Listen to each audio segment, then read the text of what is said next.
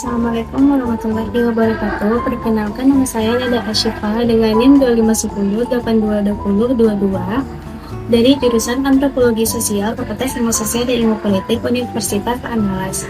Jadi, tujuan saya membuat video ini adalah untuk memenuhi tugas dasar-dasar ilmu politik yang diampu oleh Bapak Andri Rusta. Jadi, saya akan menjelaskan salah satu materi yang sudah saya pelajari bersama Bapak Andri Rusta, yaitu tentang negara dan kedaulatan. Nah, yang pertama, kita harus tahu nih, apa itu definisi negara. Jadi, negara adalah organisasi kekuasaan yang mengendalikan masyarakat dalam wilayah tertentu.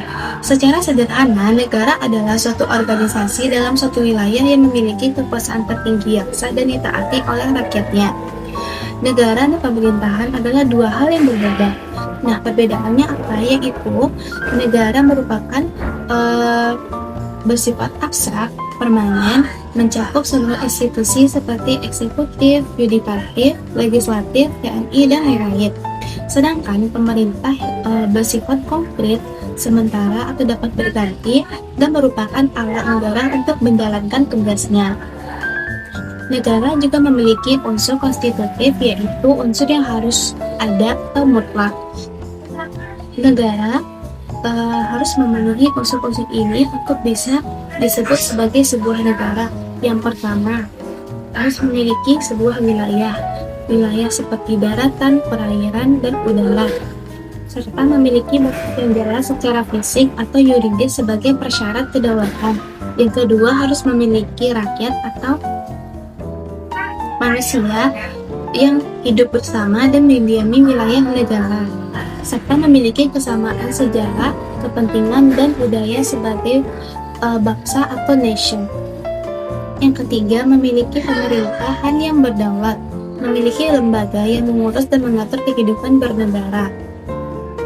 Selanjutnya, yaitu ada unsur deklaratif dan pengakuan internasional.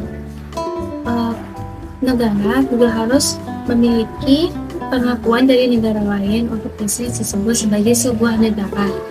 Menurut Potensi Montevideo pada tahun 1933 menegaskan bahwa suatu entitas dapat menjadi subjek hukum internasional atau negara jika memiliki penduduk yang tetap, wilayah tertentu, pemerintah, dan kemampuan untuk berhubungan dengan negara lain.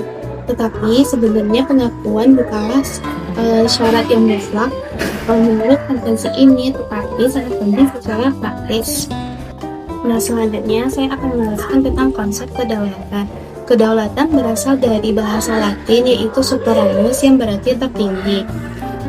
Kedaulatan adalah kekuasaan tertinggi yang berlaku untuk seluruh wilayah dan rakyatnya, serta tidak berada di bawah kekuasaan lain. Sifat-sifat kedaulatan menurut Jean Bodin terbagi 5, yaitu yang pertama, bersifat permanen, yaitu tetap ada selama negara itu ada. Yang kedua, bersifat asli atau original, tidak berasal dari kekuasaan lain. Yang ketiga, bersifat absolut atau tunggal, menjadi satu-satunya kekuasaan tertinggi di sebuah negara. Yang keempat, unlimited atau tidak terbatas, berlaku untuk semua tanpa terkecuali. Yang kelima, bersifat indivisible atau tidak terbagi. Kedaulatan adalah satu. Nah, selanjutnya saya akan menjelaskan tentang teori negara dari Miriam Budiarjo. Miriam Budiarjo mendefinisikan negara dari perspektif hukum dan sosiologi. Secara perspektif sosiologis, negara adalah organisasi yang menguasai masyarakat dengan cara paksaan. Fokusnya yaitu pada kontrol dan kekuasaan.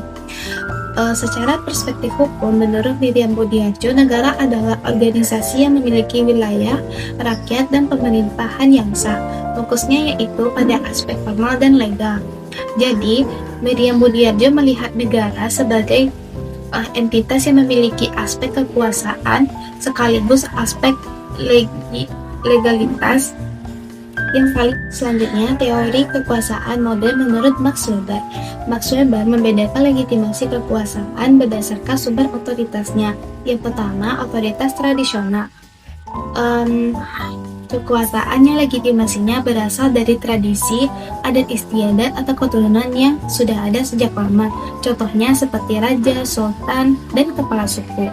Yang kedua, otoritas karismatik. Kekuasaan yang berasal dari daya pribadi atau karisma, kualitas luar biasa atau heroik seorang pemimpin.